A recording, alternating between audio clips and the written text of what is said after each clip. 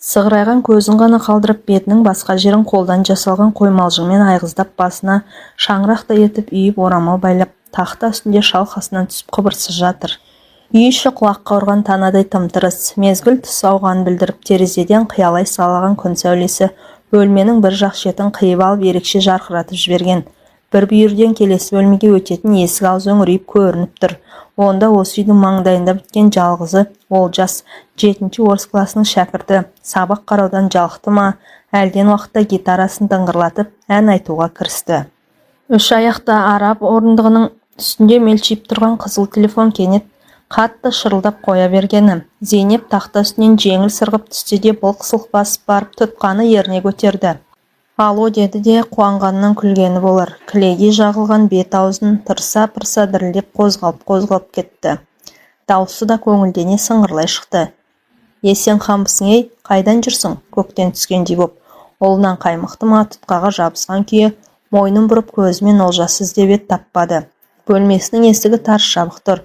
Зейнеп сонда да сақтық жасап, микрофонға ернін тигізер-тигізбестен етіп бұғына сөйледі. Жынданған шығарсын, ойпырмай, осы сенің таскенедей жабысқақ мінезің-ай, бір қадалсаң өлсең айырылмайсың, қойшей, ақтан өзі де шақыртты деймісің? Оның қызық екен, сықылықтай күлді. Жарайды, болса да келіп қалыпсың. Қонақ үйде не бар? Жападан жалғыз шошайып жатарға барарсың. Әлде немере ағаң Қасымхандікіне түсетін шығарсың. Давай онда біздікіне кел. Ол ағаңның жарты өмірі март пен конвертер пештерінің отын кесеумен өтіп жатқанын білмеуші ме едің? Зейнеп тұтқан ұясына қондырып, сәл ойлана кідірген. Сосын ұлының бөлмесі жағына қарап мейірлене дауыстады. Олжасжан, есік ашылып екі беті бұлтиып, өкпе сәлі қайтпаған ұлы көрінді. Не болды, жайшама? Үй жинастыршы күнім. Сабақ пысықтап жатырмын. Өлең мен қалжыңды азайтсаң ғой. Жә, кейін пысықтарсың, қазір үйге қонақ келеді. Ол кім, мама, қандай жақынымыз, мен білем бе? Ол ма? Ол осы үйдің досы ұлым. Олжас басқа сөзге келген дәлі жақтан шаң сорғыш әкеліп дереу іске қоса бастады. Аяқ астында үйге қонақ келерін кім ойлаған? Бетіне қалың жағылған кілегейді алып тастау оңайға түспеді. Біресе дәкемен, біресе мақтамен сүртіп, әтір суымен тазалап жуып, айна алдында біраз бөгелген. Айнадағы өз келбетіне әбден кемеліне жетіп толықсыған керден келіншектің әрқимында бір сәт сынай қарады да өз көркіне өз сүйсінді. Әлде қызда екен мынау, желікпе ойдан кеудесі сынып, бетіне лыпып қан жүгіргенін сезді. Сосында ғой Есімхан байқұстың менен де бір жола қара үзіп кетпей айналшықтап қимай жүргені. Өмірдің шым-шытырық жұмбақ сырларының түбіне кім жеткен? Бір кездегі ұнатпағаныңды кейін ұнатасың, жақсы көргенінен жерінесің. Және ешқандай күштеусіз өз еркіңмен, әйтеуір ұшатын көбелек қанатындай қобылып тұрған бір дүние, тұрақтап қалар баянда ештеңе жоқ. Әйтпесе мұның жары ақтан емес, осы Есімхан болатын ақыреті бар еді. Олай болмады. Өмір өз дегеніне көндіргені. Шіркін уақыт-ай, сен үшін бай да кедей де жоқ. Мынау жақсы, мынау жаман деп ешкімге еш нәрсе мойын бұрып, жалтақтап бір қарамайсың. Өзіңнің белгілі әуенімен сынаптай сырғып, алғалап тарта бересің. Оған да міне, бақандай 13 жылдың жүзі болыпты. Әйтеуір бір шүкіршілік тәуекел деп ақтанның етегінен ұстаған көз жұмбайлығымен зейне тұтылмаған сияқты. Ақтан қазір бүкіл қазақ металлургінің алды. Атағына табысына атағы сай келіп тұр. Зейнептің жеген алдында, жемеген артында, қолын жылы суға малып қойып, молшылық тұрмыстың бал дәуренін емін-еркін белден кешіп ақ жүр. Зауыттың бірде қосымша бөлшектер сақтайтын қоймасында, енді бірде химия лабораториясында киіп қашып жұмыс істеп үшеді. Ондай кір тастады. Еш жия тұрмыс түзеле келе, оқу соңына түскендей сыңайы бар. Оқу дегенде жанығын жеп, кітап қарап көз майын тауысып жүрген бұл жоқ. Күйеуінің беделі, қалың қалтасы, оған қоса табиғат берген өзінің оңды келбеті қиналтпай-ақ кешкі мектепті бітірткен. Атағы мен беделіне қызығып түйген күйеу осындай болғанда, бой жетіп қыз санатына қосылған кезде алғашқы махаббат сезімін оятқан, өліп шықлап түспесе де бір бүйрегін бұрғызған адамы Есімханнан бір жолата көз жазып қалған. Онымен Алматыға оқуға түсуге барған жолы кездесе кетті. Мәссаған, өлді деген батырдың өгіз мініп келеді. Қатардағы көп қара жаяудың бір емес, дардай ғылым кандидаты болып алған. Университетте биологиядан сабақ береді. Келбет сол баяғы шыр бітпеген қалпы. қушық жауырын, шибыт бет-аузы шүңкиген шөкімдей бір уыс. Соған қарамастан еріндері қалың дүрдектеу, баяғысынша шаңырақтай қара көзілдірігін бір тастамайды екен. Әуелгі бетте бірін-бірі тосырқағандай еді. Оларды көзе алмаушылық болып шықты. Өйткені бұл оған бірінші болып жымиып, бірінші болып үйлендің бе деп ойнақылана тіл қатып еді. Жоқ деп ол да лып ете қалды, жезсімді иіліп. Неге деп сұрады, бұл ойнақылана түсіп.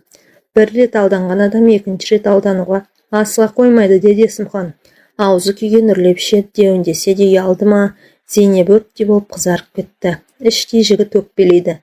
Енді көрместей болып теріс айналатын шығар деп еді, бірақ Есімхан ондай асаулық танытпады. Сүріну айып емес, ол қайта кісіні айлакер, сақ болуға үйретеді, деді жымиысып. Сонымен не керек, майлы қасықтай жылпылдап жүріп Зейнептің оқуға түсуіне, кетуіне көмегін тигізген. Кейін сессиялар тұсында да бұның сынақтардан қиналмай өту жолын қарастырып, аянбай жан салып бағатын болды. Ол оқуда жүрген кезінде кейде жол түсіп, кейде бірер күн әдейілеп уақыт тауып, ақтан келіншегінің артынан келіп кетіп тұратын. Ондайда үшеу Алатаудың көрікті жерлеріне серуендеуге бірге шығып, оның арасында ресторандатып дегендей қазақтың таусылмайтын шыжманың арқасында өзара жақын сырлас дос болып кеткендей еді. Сөйтіп бұлар былайғы сырт көзге араларын ешбір кір шалмаған, бет шіркеулеріне көлеңке түспеген, өзара ынтымақ жарасқан аға мен іні, қайын мен жеңге сияқты болып көрінуші еді. Көрпе астына кіргелі жарты сағаттай болған, көз ілінер емес. Қалың перге тұтылған терезе сырты Алматының басты даңғылы. Такси, автобус, троллейбус алымына жаңырнағы Пастер көшесі бойынан трамвай бірінен соң бірі дыбыстап, сартылдап, дырылдап, бір дауыс айқын, енді бір дауыс құлағына құмыға жетіп, түйдектелген мазасыздық сарын бір толастар түрі жоқ. Неге екенін белгісіз мана күндіз Есімханның қасынан көрген ұзын бойлы сары жігіт көзіне елестей бергені. Ұзын болғанда тым арықтау, сосын да көзге ұзын сияқты көрінеді. Әсіресе бас бітісі есінде қатты қалып қойыпты. Ат жақтылау сопақша, беті шекелікке жетер жерінен әрі қарай бас сүйегінің орнына орыстың горшогын кигізіп қойғандай. Өзі елден алап өтендіп насыбай атады екен. Салфетка қиындысына ораған екен. Таблетка дарының үлкендігіндей біреуін лыппи дегізіп, ерінің арасына қыстыра салды да Ағырпек деп өзін таныстырып бұған қол созған. Саусақтары салалы, бірақ етсіз шиде екен. Мұның алақанмен тарамшыса оралып, қатты қысып жіберген. Тесіле мөлдіреген шегір көзі мұның үстіндегі бар киімін шашып жібергендей болды. Зейнеп өзін осы сәт Ағырпек алдында тыржалаңаш тұрғандай сезінгені. О, бәрекелді, біздің жақтың қыздары, міне осындай болса керек, деді Ағырпек, мұның көзінен көз алмай қадалған күй тамсанып.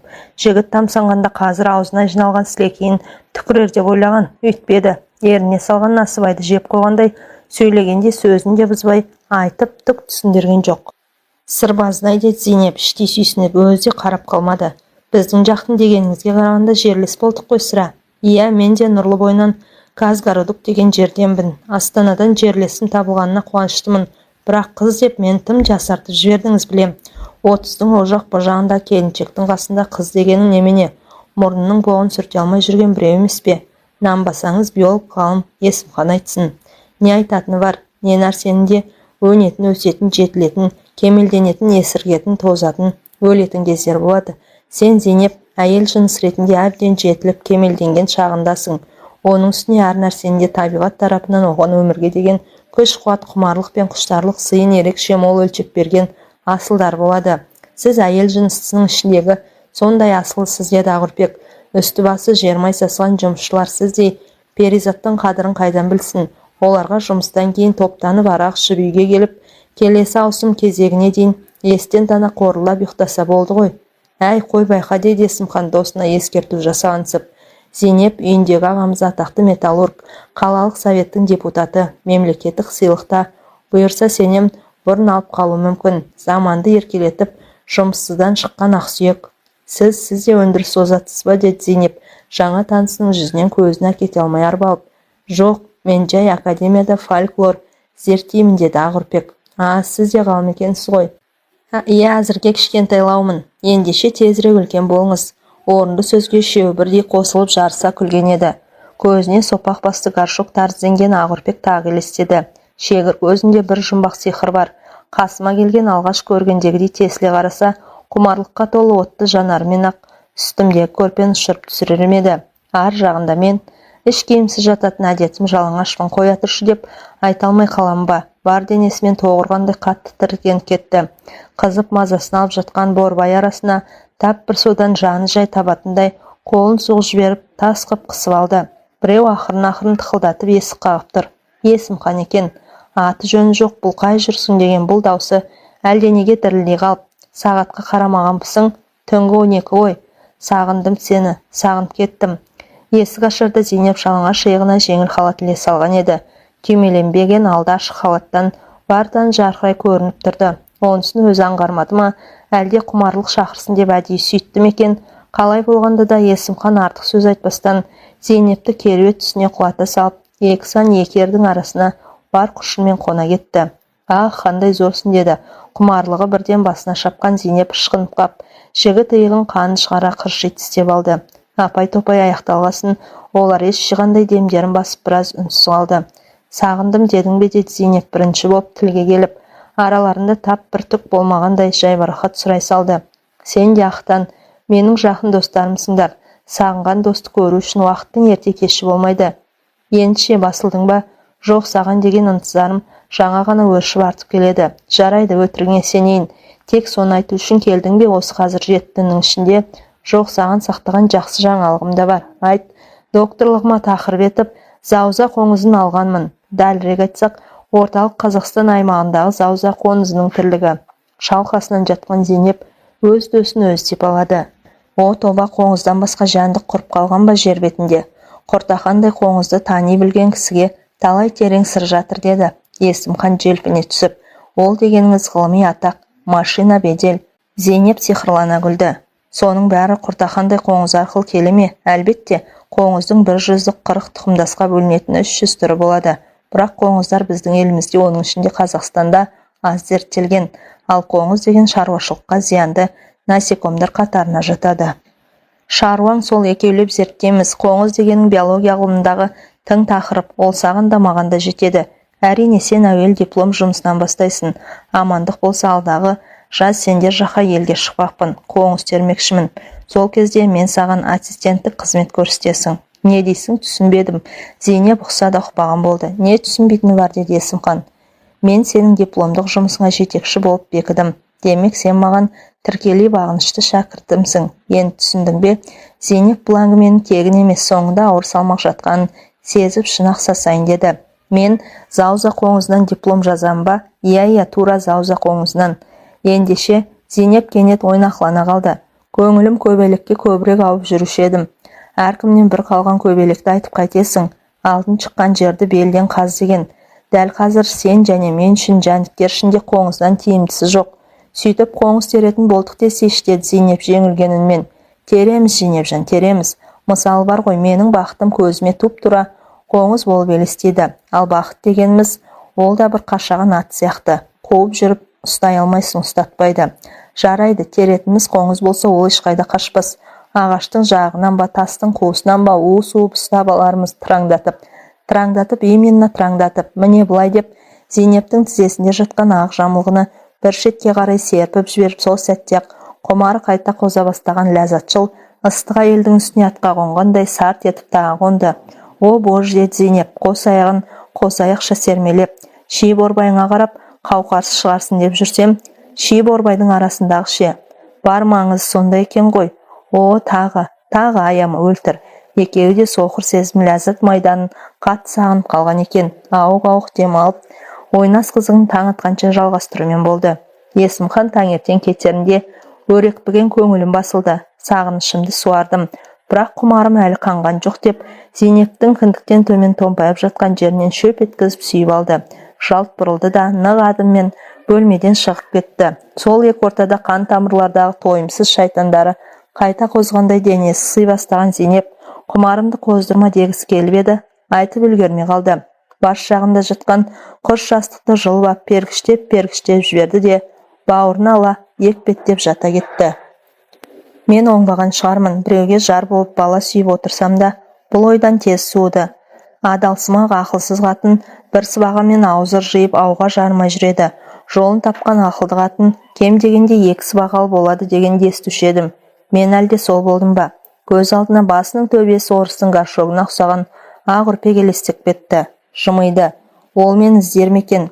Арада бір жет өткенде Есімханның арқасында сессиясын еш қиындықсыз ойдағыдай тамамдап, ел жағына Қошкент қайдасын деп аттанып кеткен. Көрші бөлмеден шаңсорғыштың бір қалыпты ызыңы тұншыға естіліп тұр. Бұл бетін кілегейден тазартып болғанша ұлы да біраз шаруа тындырып тастаған екен. Айналайын, мен де емес, іске келгенде әкесіне тартқан ба, қолы епсекті өзін деп сүйсінген болды. Тез киім ауыстырып киіп, қолына сөмке ұстап, үйден шығып кетті. Әңгіменің соңы.